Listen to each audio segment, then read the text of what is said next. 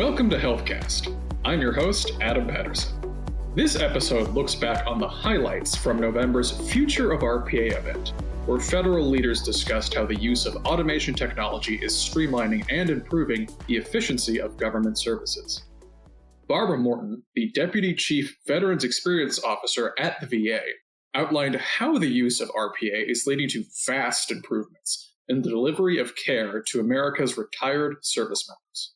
And one of our first portfolio areas that we developed was really leveraging real-time customer experience data, surveys, and analytics. And since that time, we've really built the capability to what it is today. One of the things that we initially knew that we wanted to focus on is getting away from sort of lagging indicators of experience and really coming up to speed to meet the expectations of veterans, their families, caregivers, and survivors with what they experience outside of government, which is really giving real-time feedback.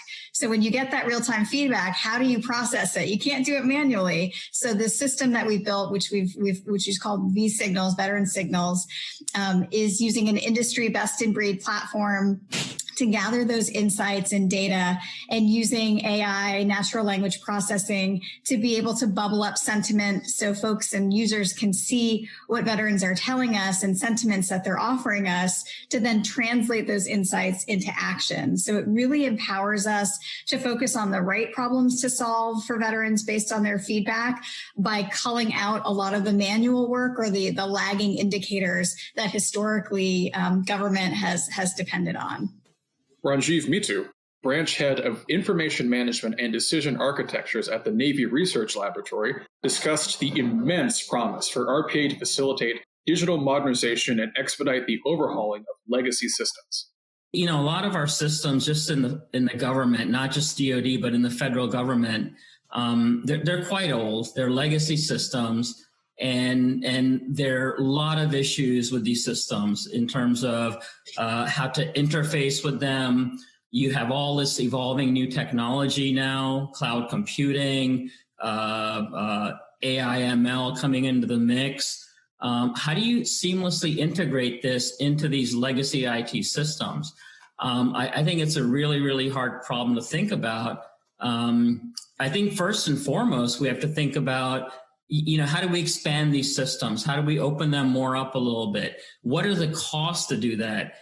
From my experience, when I worked with other agencies, it was very difficult to get data out of these systems, because they're closed systems. They have business analytic tools running on top of them, and there's no way to access the underlying database. So many times you end up doing what's called a web scraping. You have to basically download the web page and get the feed and information off the web page. And if the structure of the web page changes, well, your extraction of that data is not going to be any good.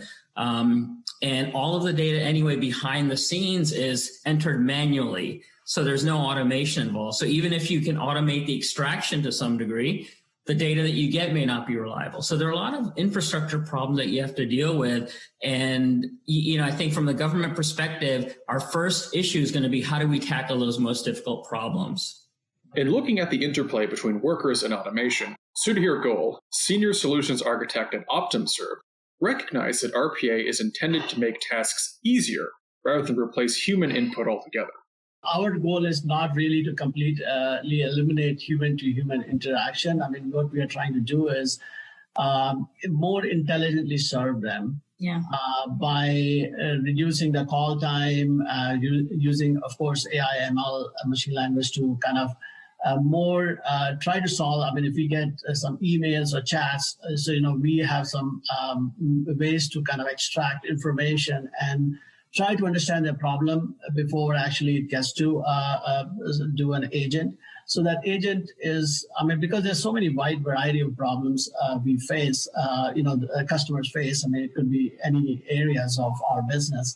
So it's important that when we get the human-to-human interface connected, that they have a good understanding of what the problem might be, and on what type of information, what computer system we need to, the CSR has to access, representative have to access to kind of serve them better in the most efficient way and the fastest manner.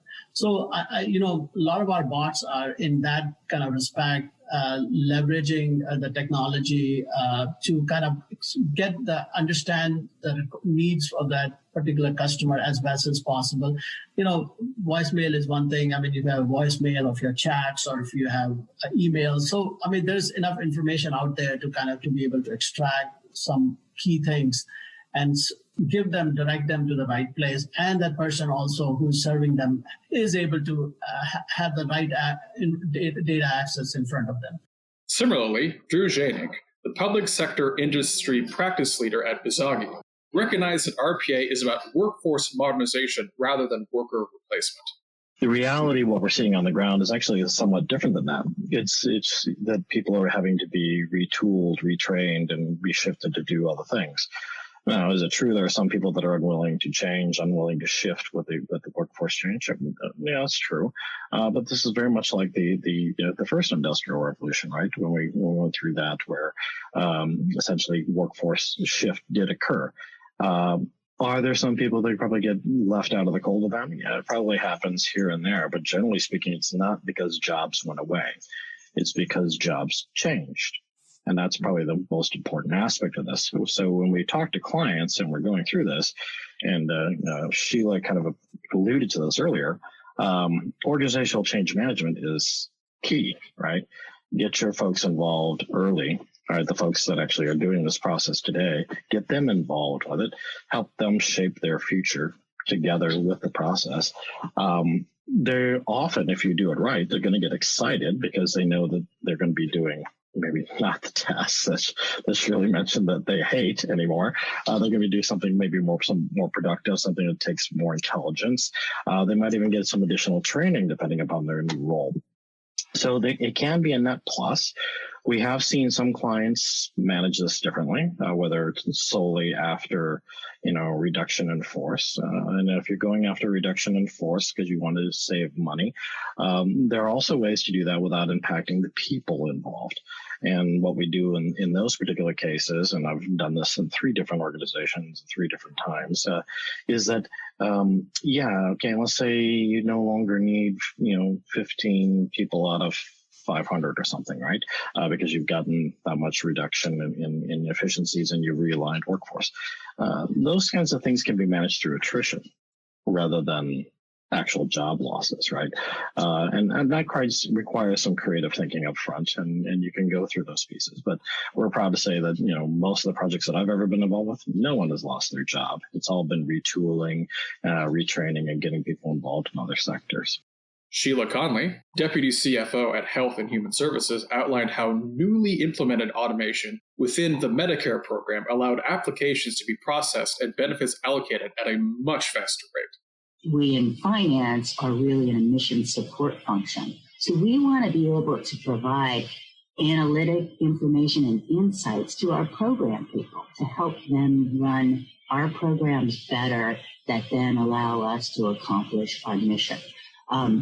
I will give you one example of an area where at our Centers for Medicare and Medicaid Services, or CMS, they run very large programs. And a big part of Medicare and cascading down to the Medicaid program is ensuring appropriate provider enrollment, that the providers that are carrying out healthcare services are indeed the entities that need to be registered, that need to meet certain eligibility requirements, and have a lot of information that needs to be accurate and timely.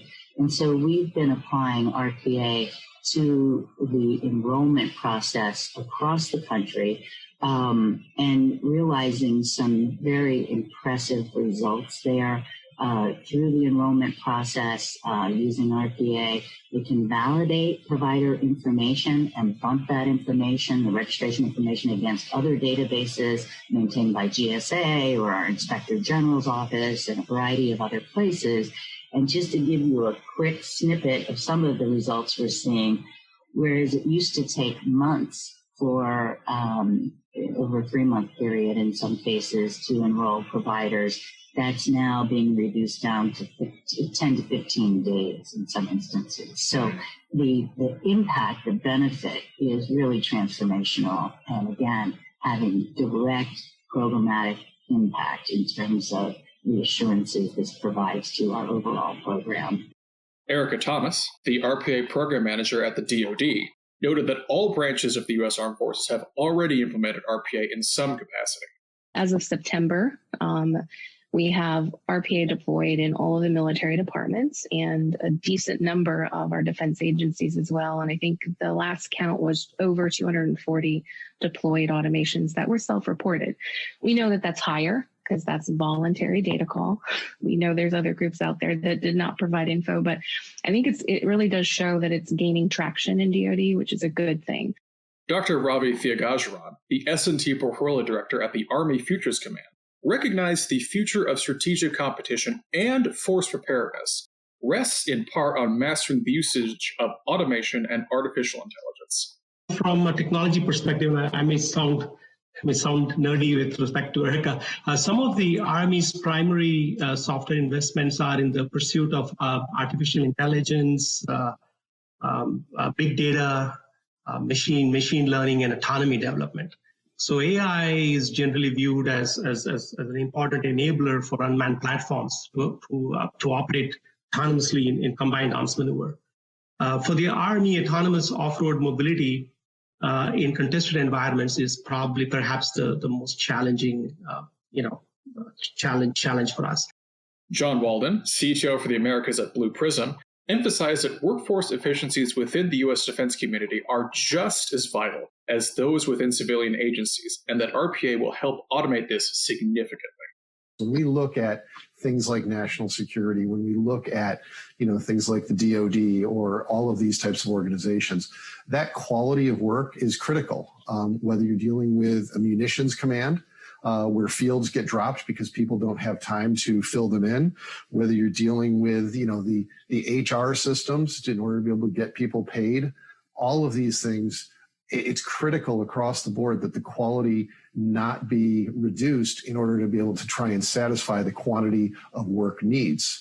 When you begin to balance those, you recognize how important it is to have a digital workforce available to an organization, that how important it is for RPA to be able to be given the work in mass and then have the AI, especially that Ravi spoke about, available to question, to verify, to look at things. And whenever it ends up with a lower level of confidence, be able to run that back to a human for verification. Because ultimately, while the robot may be doing a lot more of the work, you have to have those checks and balances in place. You have to have that capability there.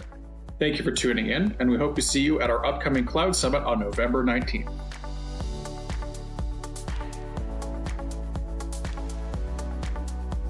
HealthCast is a production of Government CIO Media and Research. For more podcasts, head to governmentcio media.com/podcasts. If you liked what you heard, let us know by leaving a review in iTunes or wherever you listen to podcasts. HealthCast is produced by Amy Kluber, hosted by Melissa Harris, Adam Patterson, and Faith Ryan. If you're interested in sponsoring a podcast, contact us at sponsor@governmentcio.com.